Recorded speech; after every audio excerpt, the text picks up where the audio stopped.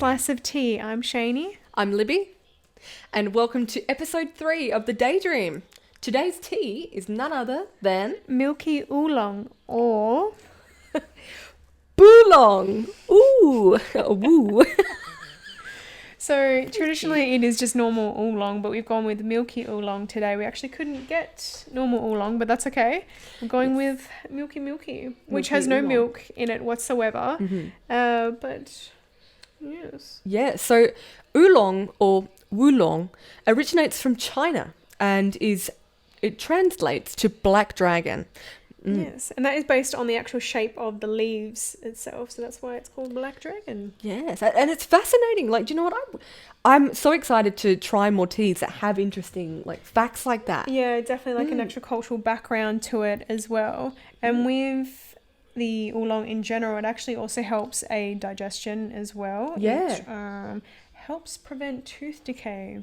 Wow. Which is interesting. It helps to more specifically protect the teeth from acidy foods, from my understanding. This is all based on our research, so yes. Yeah. By all means, do your own research as well, more in depth into it. So we don't know if 100% sure, but based on what we've read, this is what it does. But even still, that's quite fascinating as well. Yeah, well, from what I researched, it reduces high blood pressure.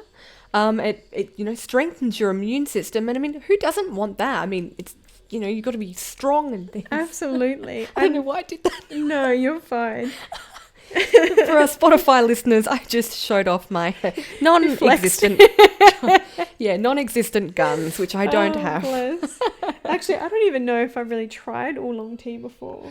No, I haven't either. But, do you know, another thing that I read was it's actually not just a black tea or a green tea. It's actually a mixture of both, which is very interesting. Indeed. Well, without further ado, let's actually try our milky oolong. Cheers. Cheers. Thank you.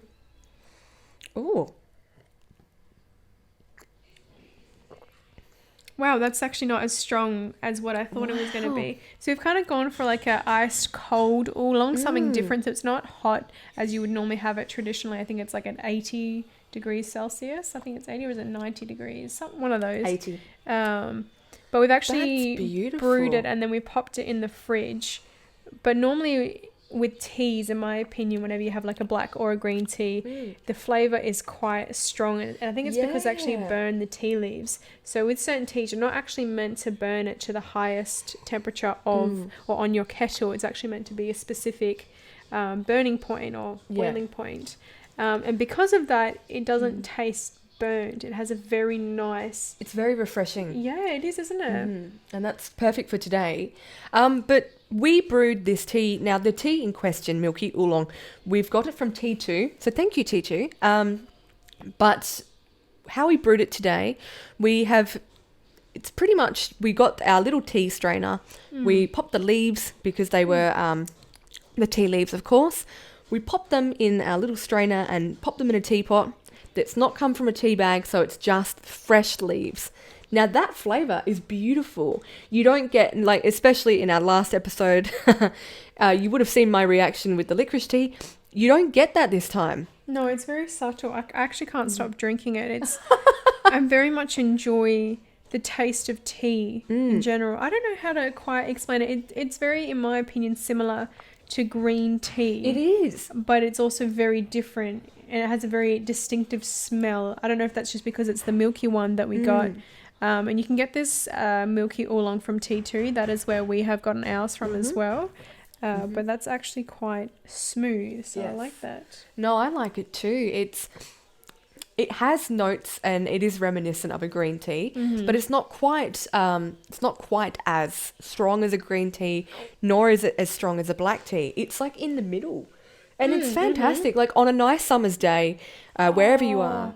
That would be nice. Sorry. No, you're fine. Do you know what? It would be good to combine this with a lemon or orange peel. And we were going to do that, but unfortunately... My bad. I forget. No, it's okay. It's all good. But just imagine yourself on a nice summer's day, you can be at the beach and the seagulls are chirping. How does a seagull make noise? When it's a correct Sorry, I've just had a mental blank of what a seagull sounds like. But what's interesting that you say that though is to enjoy on a hot day is because it isn't meant to be a hot drink, but we've had it cold. Yeah. But you can still enjoy that cold. Yeah. Do you know what I mean? So it can be enjoyed either hot or cold. But yes. No, that's awesome. I really enjoy that. I think definitely. I'm going to drink that by the bloody truckloads. Even if you can drink tea by the truckloads. Awesome. Don't ask me how I can do that, but you know.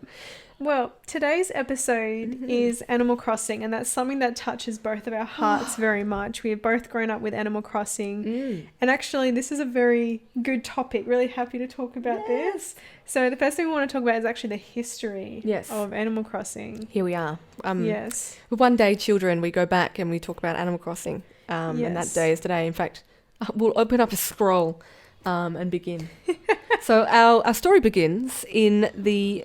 What year was it? 2001. 2001. Yes. In Japan. In Japan. So I believe there are many forms of Animal Crossing, but the first one that made its debut was the 2001 version on Nintendo 64, I believe. That's right. And it was called Animal Forest, was translated to Animal Forest, but I will not attempt to pronounce the Japanese word unless you can remember. I have no idea, but nonetheless, it translated to Animal Forest, and that was only for Japan. Then they actually kind of remade or like tweaked it a little bit, and then it ended up coming out to the rest of the world. Yes, and that was in 2003, and that actually came out on the GameCube. Yeah. If you haven't played Animal Forest or Animal Crossing on the GameCube or the Nintendo 64, you can actually. I used an emulator to actually. Play the original Nintendo 64 version, and you know it is very different to the ones that you'd expect nowadays, but it was actually quite comforting nonetheless.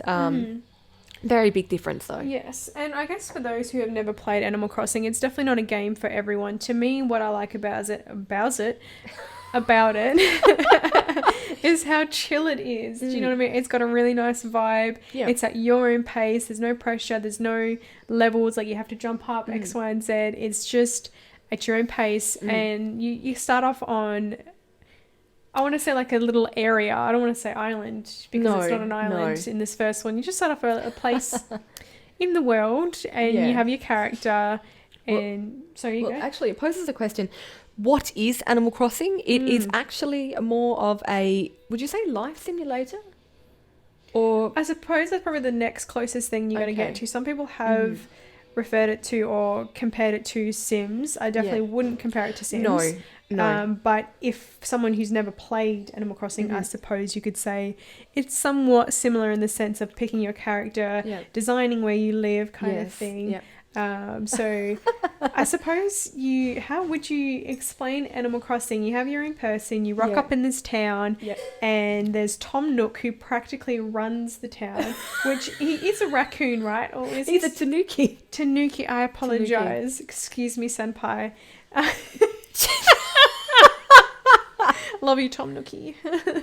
Please don't condemn us. We owe you bells. Oh my goodness. Of them. Well, speaking of bells, that is the currency of Animal Crossing is in bells. And you pretty much work for Tom Nook at the very beginning. He runs his own little shop where you can buy bits and pieces from furniture pieces or even equipment. So in the game you can also do fishing, you can catch bugs, you can also sell them as well for bells. Yes. So you can, it's really weird. So you can catch stuff and then sell it to him for bells and then repurchase stuff in his store for the bells that he just gave you.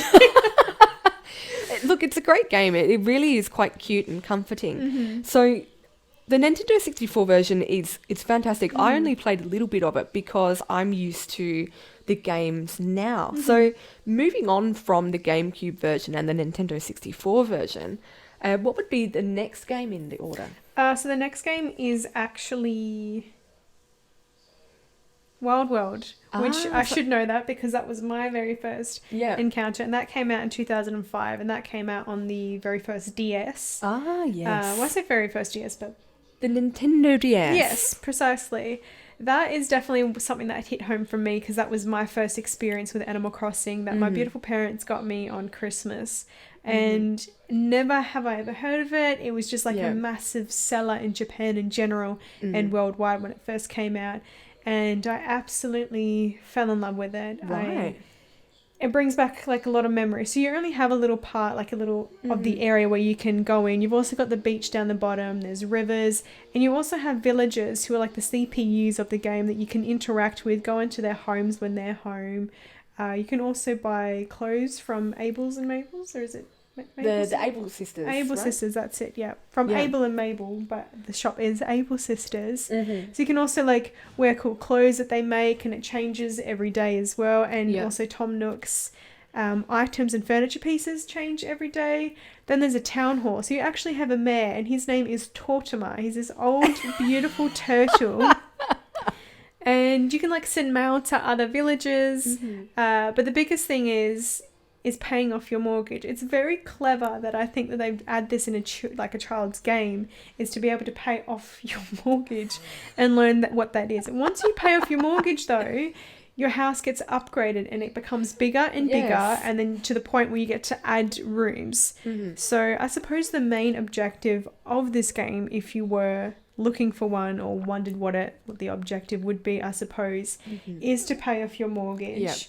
And to have a lot of bells, I suppose, in a sense. It's pretty much it. Pay off your mortgage. It's pretty much setting you up for real life. And what's funny, actually, is in high school, they didn't tell us that, eventually, you got to pay off a mortgage, So actually, Animal Crossing teaches you that, yes, exactly. you got to earn bells somehow and then pay off your mortgage to a tanuki that is like secretly an evil dictator of your town. Right.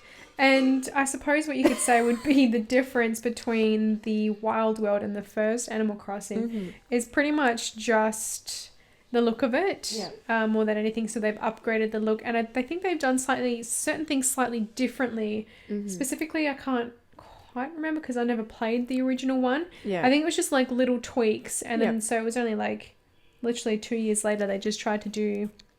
Sorry, that's not correct. 4 years later, they just came out with Wild World. The one after that came out on the Nintendo Wii, which is Let's Go to the City, or if you're in America, City Folk. And we learned today that the reason why they changed it is because the Nintendo American company, based on what we researched, didn't want a game to be longer than 5 words, hence Let's Go to the City. So they changed it to City Folk. Which, have you played City Folk? No, I didn't.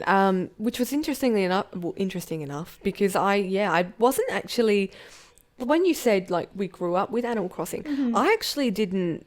I never played Wild World. I never played the first one on Nintendo 64 or GameCube. It was only just a few years ago recently that I played the first one on Nintendo 64, and then a few years later, I actually got a Nintendo 2DS, and I'll go on and explain about that in a bit later. Sorry, my English is just completely out of whack lately. My God. English 101. Oh my goodness, I know. I'm so sorry.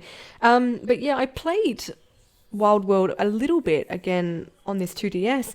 I didn't like it because I was used to, the newer versions.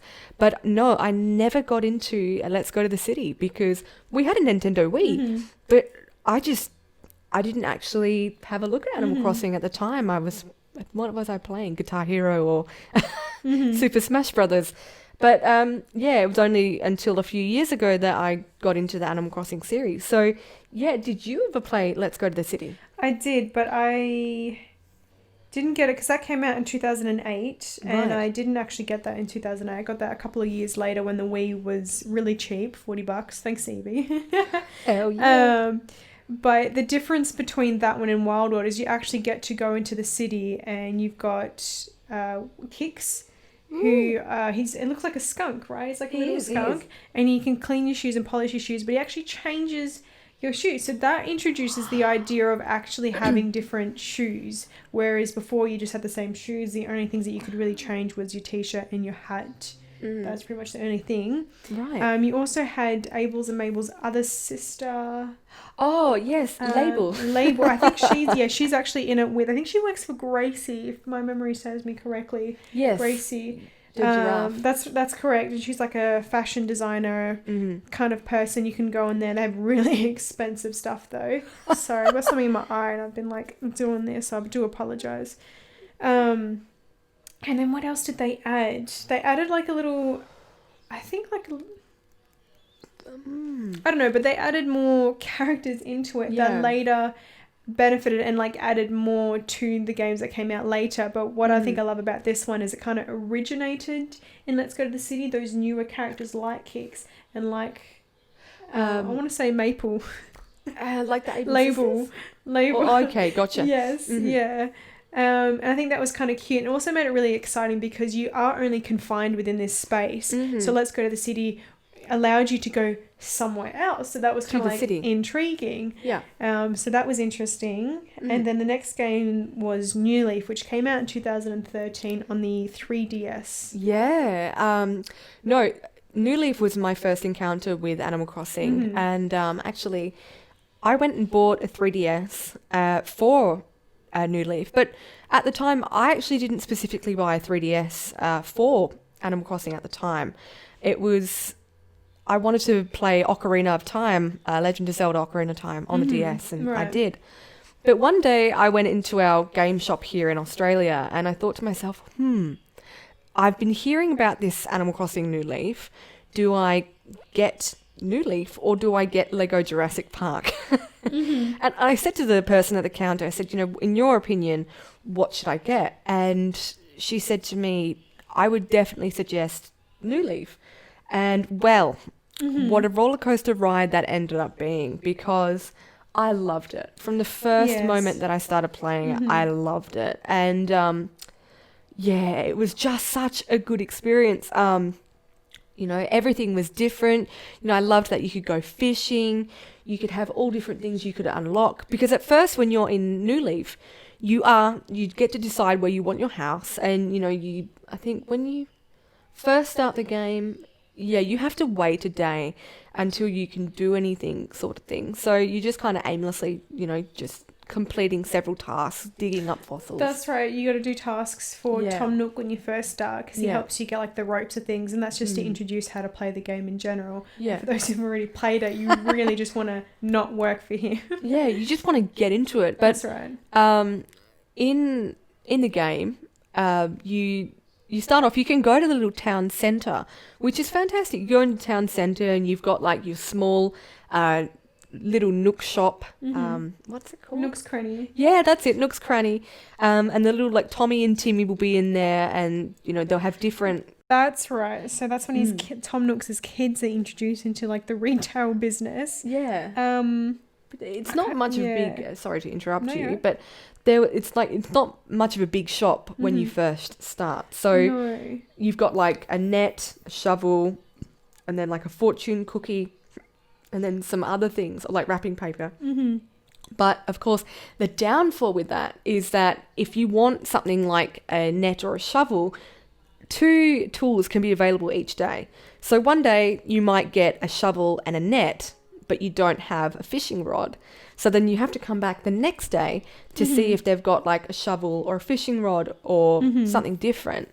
And it can be quite frustrating. And I know definitely I might have time traveled. So that's changing the clock on your DS to get a specific item. Definitely. And I'm a culprit of that. So please don't kill me. But I loved New Leaf. I loved the villages I had at the time. It was such a good experience. Unfortunately, I don't have my 3DS anymore, but I have upgraded, but we'll talk about that shortly. And then moving on from New Leaf, we've got Happy Home Designer that released in 2015. That's correct, yeah. I played Happy Home Designer, and you know what? I was not impressed with it because it was unlike New Leaf. And this is just, by the way, this is a small disclaimer. This is our opinion. This is what we think of the game. So, if you have something different you'd like to say, please leave your comments in the comments section. Absolutely, definitely. But Happy Home Designer was more about, it wasn't New Leaf. It wasn't a typical Animal Crossing game. It was one where you design houses for people. So right, a villager will come to you and say, I want my house like this, or I want my house like this. And you'll be like, okay. And yeah. So it was more like of a spin-off game, so it wasn't like... Precisely. Or like a not like a DLC, just kind of like a off to the side kind of game. It wasn't like the main game. Oh, man. So based on the game, like based on the different games we're talking about, there is actually so much more to it apart from just fishing and catching bugs. Yes. There's a lot more to it, and especially with New Leaf. I think New Leaf really changed the game more than anything. It had so much more added into it, a lot more characters into it. By all means, watch some videos on YouTube because there's a lot more than what we're saying. One in particular is like the dream worlds where you could actually connect up to other people's islands. That was a massive game changer because people's creativity was fantastic. People would have like spooky places, people would have like rose places, and there's beautiful plants and trees you can plant as well. You can do kind of gardening in a sense that plant fruit trees. Yep. Also, the other thing is when you do pay off your mortgage, you also eventually upgrade the Nook's Cranny, so you have a bigger store. You can also change your hair color, so there's a lot of things added into it. Yes. But yes, I never dabbled with Happy Home Designer only because I thought it was somehow attached to your other one, and dude at EB Games said no, it's not.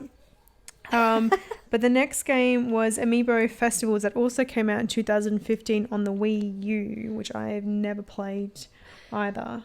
I have played it once at a friend's house, and it was an utter disaster. Look, in my opinion, I didn't like it because it was like Mario Party, but much, much, much, much worse. I don't exactly know what the thinking behind Amiibo Festival was. I don't really know much about it. I don't... Yeah.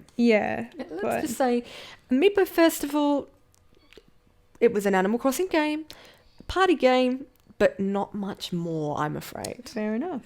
And the next game that came out was Animal Crossing Pocket Camp, which came out on your mobile phone in 2017. That I also think it got everyone excited again about Animal Crossing because I think that really went downhill.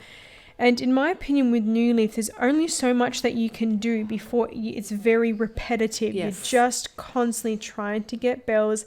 There's nothing new. You also have a museum, I forgot to say, so that once you catch certain types of fish and butterflies, you can give them to Blathers, who is an owl that works in the museum, and you can put it on display. Yeah. And so you're also learning about different kinds of fish and insects and bugs, which is really cool. And paintings as well, but that is a little bit iffy with that. So the main thing with that, it just for me got really repetitive. And so I just I loved the game, don't get me wrong, but I started to lose interest. And then so with Pocket Camp, me and my siblings were playing on that. We could connect up again. There were still absolutely a lot of limitations with that, and it was very different because you lived in like a little RV kind of camper van sort of thing. You had your own little home and you'd go around helping other little villagers. So that was cool in itself, but after a while, for me personally, I definitely lost interest. Did you play Pocket Camp? You know what? When it first came out, because I am still a big fan of Animal Crossing to this day, but I played it religiously. Oh, really? So you really got into it? Yeah, because if they released an app for Animal Crossing, obviously they were foreshadowing an upcoming Animal Crossing release. Yes, definitely. So 2 years later, 3 years later, sorry. That's all right. Thank you for that. 3 years later, of course, and that brings us to 2020, right? Yeah, cool. Quick maths. It brings us to 2020 on March the 20th this year. I'm sure many of you know. Animal Crossing's New Horizons was released. Myself, I was one of the lucky ones to actually get the Nintendo New Horizons Animal Crossing Switch-based Switch console. It's beautiful. I love it. It's one of my, That was very interesting. But both me and Libby were incredibly excited when we first saw the Nintendo Direct. This was the game changer. Yes. The DIY recipes, that you could actually craft your own furniture pieces. It was just, you could actually... Word of the day is furniture. Well, shit. Oh, goodness me. Sorry. But so excited. Like, I get so excited even thinking about when we saw it. It was absolutely amazing. There's so much more to it. And the difference between New Horizons is you have your own island. And now instead of having a mayor like Tortimer, you are actually in charge of this place. Tom Nook is there to help you with his children, but really you kind of run the town. You do. Yeah. And it's your island. You get to do whatever you want with it. I mean, obviously not set it on fire, but... Well, I mean, but it's up to you. You get your own house wherever you want to put it. Yes. You know, you can go and explore various different islands using a seaplane, which is awesome. Definitely. Using Dodo Airlines, you can connect with people as per like New Leaf and things. Definitely. Have your friends come over and things like that. You can still get paintings, fossils, different fruits. You can also plant a money tree. That's a feature that was brought back. Definitely. And it's just incredible. Currently, being spooky month, the Halloween event is on. So Jack, the pumpkin, comes to your town on Halloween and expects candy and lollipops. Love that. So they also do like that's seasonal probably like events. Thank you. That's exactly right. And they did Easter. I think that brings back a lot of bad memories for people. It was great. It was just really repetitive. Anger. Yeah. But the other thing you can do is actually change the terrain of your island. Yes. You can build up. You can build stairs. It costs a small fortune. It does. But that kind of thing allows the more freedom of creating your own island exactly the way that you want it. The furniture pieces, everything that was added to this was added well, and let alone how incredibly beautiful this game looked like. I feel like I'm getting emotional. It's the little things. It's the trees and the leaves on the trees and that they would move according to the wind. I suppose growing up with Animal Crossing, because the first one came out in 2005. I either got it in 2005 or 2006. Yeah. So which meant I was probably in year 4, so which means I was like 9 years old. And for me, going from then to now is, and to grow up with it and still having the love of the game is phenomenal. So that is pretty much 19 years of Animal Crossing. So thank you very much, Nintendo, for your beautiful love, patience, and joy that you've put into this phenomenal game. For me, I love this game. I know you love this game. Yes. It may not be for you, which is totally fine. But give it a try. If you own a Switch, you own a Nintendo DS, give it a try, because I can promise you, you will not be disappointed. But also, I just want to make a quick note.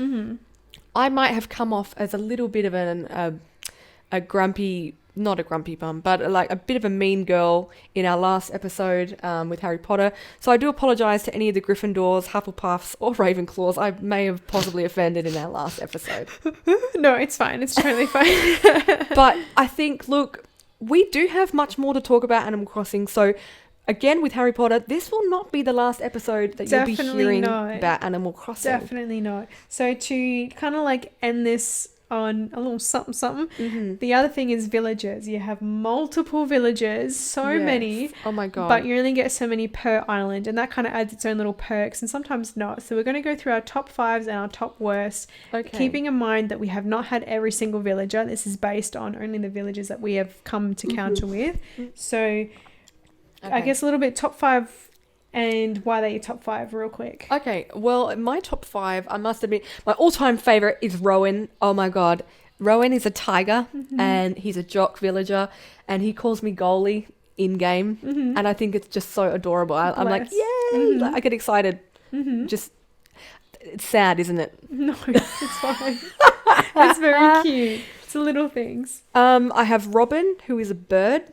She's a bit of a snooty villager. I see. There is, I believe, Rosie, who's a cat. She's also snooty. And then Nana is, I think, she's a monkey. And then she's like a sister type villager. Yeah. But Rowan is my fave. They are my top 5 though. I think, well, top 5 or top, how many are there? I think you said 4. 4. And then KK Slider and then Isabel are my favourite non-villagers. I see. Yes, definitely. KK Slider doing the music and beats. So. Meringue is my top 5. A top first. my muy bien.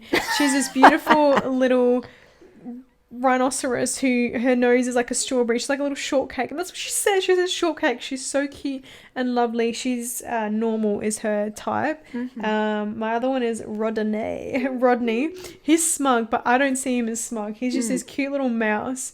He's just so cute. And he's so chill, and I love his place. So his furniture in his place. I love Hugh because he's a blue pig and he's lazy, but he always talks about eating food, and I feel like he's my spirit animal. Like he has like an absolute joy about talking about food, and I love that because I understand.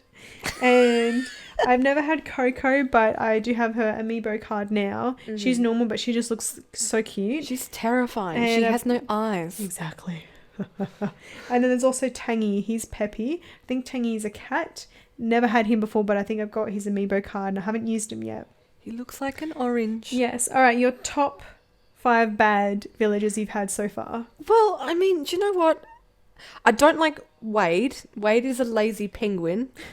Don't like. Barbara is a smug sheep, but she has it doesn't look like she has any eyes.